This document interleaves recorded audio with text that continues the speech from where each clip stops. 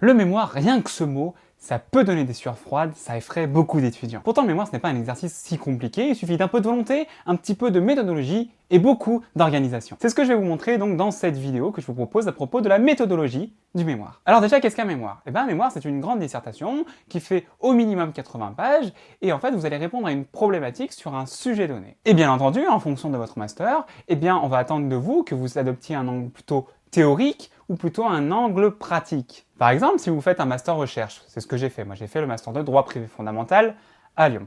Donc, si vous faites un master recherche, eh bien, on attendra de vous que vous abordiez davantage de connaissances théoriques, que vous mobilisez de la théorie avant tout. Bien évidemment, il ne faut pas oublier la pratique de manière parsemée à droite à gauche, mais le principal, c'est la théorie si vous faites un master recherche. Et à l'inverse, si c'est un master professionnel, eh bien, on attendra de vous que vous adoptiez un angle pratique. Alors bien évidemment, il faut avoir conscience que dans un mémoire, on est relativement autonome. Eh bien, en fait, on nous laisse nous organiser comme bon nous semble. Alors, c'est une bonne chose, mais c'est aussi une mauvaise chose. C'est une bonne chose parce qu'on a la liberté de s'organiser comme l'on souhaite, mais c'est aussi une mauvaise chose car il faut quand même garder un certain rythme. Et si on ne tient pas ce rythme, par exemple se lever tous les matins, eh bien, on peut tomber dans un faux rythme et à la fin, être à la bourre. Et bien sûr, il y a normalement le directeur de mémoire qui est là pour vous assister, pour vous donner des conseils et pour valider votre plan de mémoire, mais le directeur de mémoire n'intervient que très rarement. C'est vous le principal acteur de votre mémoire. Alors, la première question qu'on peut se poser, c'est comment choisir son sujet de mémoire et son directeur de mémoire. Alors pour répondre à cette question, il faut déjà vous interroger, vous demander quels sont vos centres d'intérêt. Est-ce que vous aimez plutôt telle ou telle matière? Est-ce que vous êtes plutôt publiciste, privatiste? Est-ce que vous aimez plutôt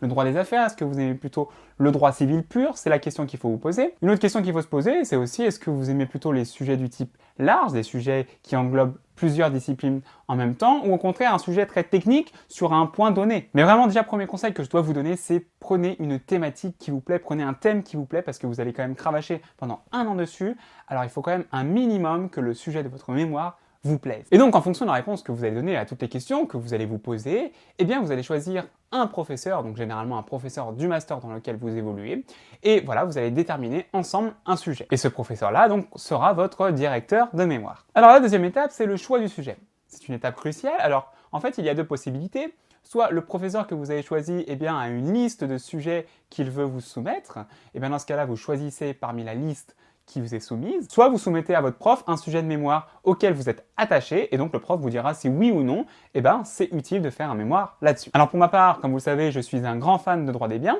et donc c'est la raison pour laquelle j'ai contacté une spécialiste de droit des biens, à Lyon 3, donc en la personne de Madame Malébricou, qui évoluait donc dans mon Master 2. Et surtout, parmi les sujets qu'elle proposait, eh bien, il y avait un sujet qui m'attirait vachement, c'était le sujet sur la summa divisio entre personnes et choses, et c'est donc le sujet que j'ai finalement pris. Donc ça y est, maintenant vous avez votre directeur de mémoire et vous avez votre sujet de mémoire, il ne reste plus qu'à entamer vos premières recherches. Alors comment faire? Il faut savoir en effet qu'un mémoire, ça se distingue en deux phases. On a tout d'abord la phase de recherche et ensuite on a la phase de rédaction. D'ailleurs, si j'ai un conseil à vous donner, c'est que dès que vous avez votre sujet de mémoire, n'attendez pas pour noter les premières idées. Comme ça, vous allez réfléchir petit à petit tout au long de l'année et vous allez donc mûrir votre réflexion sur le sujet. Alors donc, commençons par la phase de recherche. Donc la première chose qu'il faut faire quand on a le sujet, eh bien il faut faire les premières recherches sur ce sujet. Tout d'abord, il faut commencer par les ouvrages généraux, commencer par les manuels, il faut commencer par les précis, les ouvrages qui englobent la matière dans la totalité. Et en fait, vous allez avoir les grandes problématiques qui sont soulevées par votre sujet. Par exemple, moi mon sujet, je vous le rappelle, c'était sur la summa divisio personne-chose. Donc c'était un sujet à cheval entre le droit des biens et le droit des personnes. Qu'est-ce que j'ai fait? J'ai donc ouvert des ouvrages de droit des biens et des ouvrages de droit des personnes pour me rendre compte de quelles étaient les problématiques principales. Et je me suis rapidement rendu compte qu'il y avait plusieurs problématiques principales, surtout pour ce sujet très large. Il y avait la problématique des animaux, la problématique des cadavres, des robots.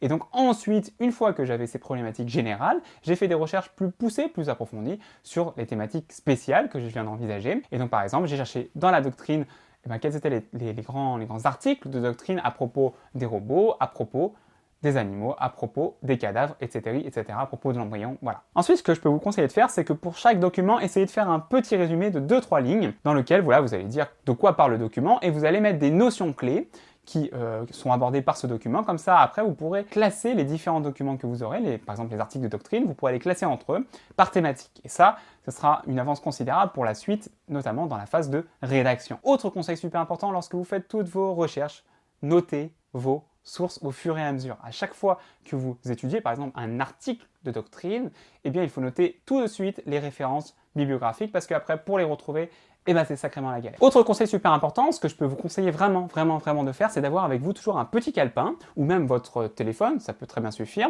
Et sur ce petit calepin ou sur ce téléphone, eh bien, vous allez noter toutes les idées qui vous passent par la tête. Par exemple, vous allez marcher un beau jour dans la rue, et donc, eh ben, vous allez avoir une idée, et ben là, il faut que je la note. Vraiment, lorsque vous avez une idée, ne la délaissez pas. Ne vous dites pas, bon, bah, je l'écrirai plus tard. Non, parce que cette idée va partir et elle ne reviendra jamais. Lorsque vous avez une idée, écrivez-la tout de suite. Moi, je sais qu'il m'arrive souvent d'avoir des idées sous la douche, et ben, il m'est arrivé d'arrêter la douche temporairement. Voilà, je note mon idée sur mon téléphone, donc je sors de la douche tout nu, et je note sur mon téléphone, et donc ensuite je retourne dans la douche. Voilà, c'était l'instant confession intime. Aussi, autre conseil que je peux vous donner, c'est n'oubliez pas d'enregistrer régulièrement, même quotidiennement, sur une clé USB. Moi, je me rappelle que j'ai eu quelques soucis à propos de ça. Un beau jour, voilà, mon ordinateur a planté et j'ai perdu les 3/4 de mes recherches et j'avais commencé en plus la rédaction.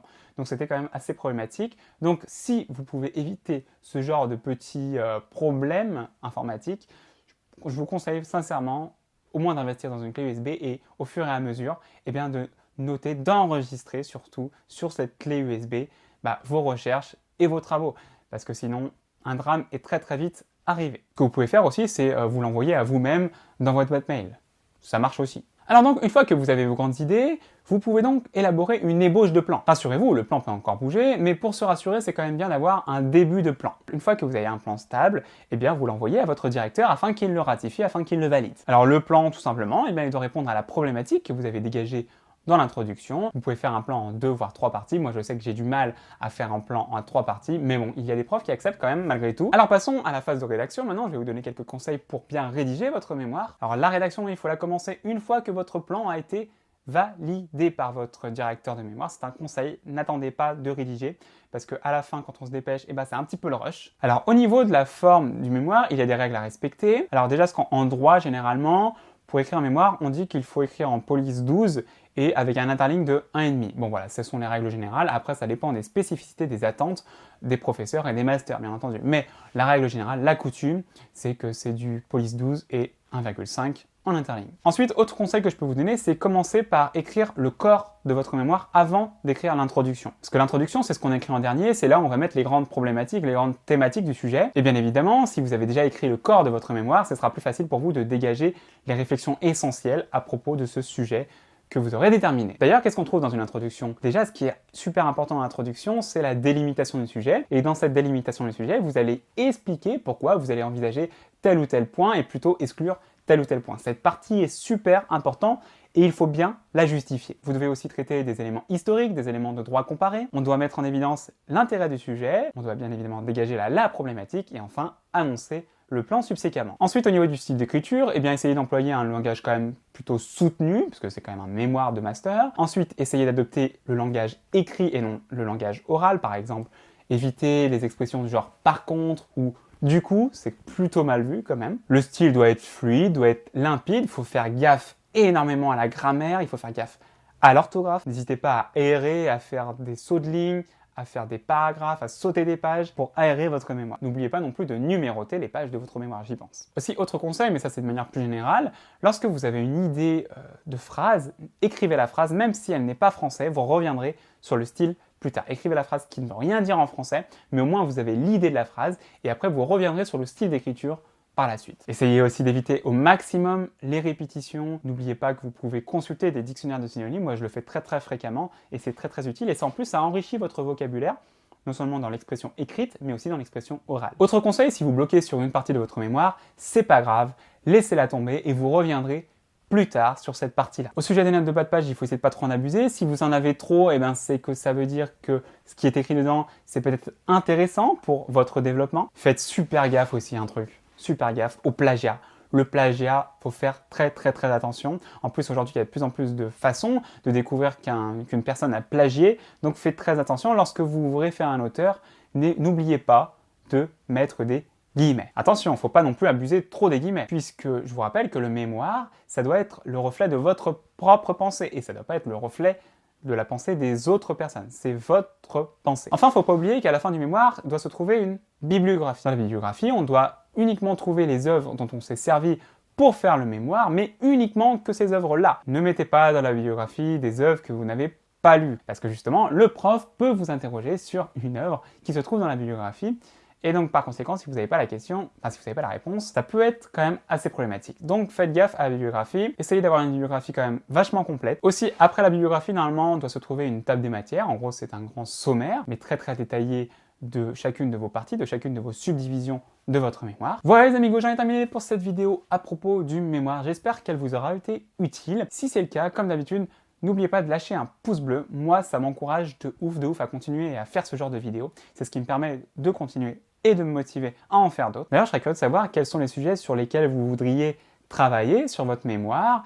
Également, si vous avez déjà fait un mémoire, n'hésitez pas à me dire en commentaire quels ont été vos sujets de mémoire. Ça peut être super intéressant de comparer et de voir un petit peu quelle est l'angle que vous avez adopté. Et enfin, n'oubliez pas de vous abonner à la chaîne et d'activer les notifications pour être informé des vidéos. Voilà, je vous souhaite une bonne année, un bon courage pour cette année qui va pas être facile. Et je vous dis à très bientôt. Allez, ciao, bye bye.